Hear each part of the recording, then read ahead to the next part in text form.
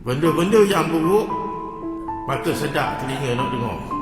Pasal tu bila orang mengepak ni sedap kita nak dengar. Ada orang maki orang lain, sedap kita nak dengar. Bila ustaz mengajar, nak tidur selalu. Perkataan-perkataan yang hina dan haram diseronok dan diindahkan oleh iblis dan syaitan supaya kita dengar. Seronok kita dengar. Jeliga dengan nafsu. Kalau tak jeliga dengan nafsu, baca Quran.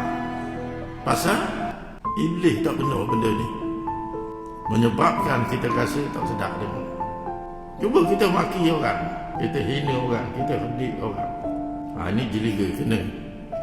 Kerana itulah Rasulullah sallallahu alaihi wasallam menyebut di antara orang yang banyak muflis di hari akhirat ialah dimufliskan dengan lidahnya. Lidah dia menyebabkan dia muflis.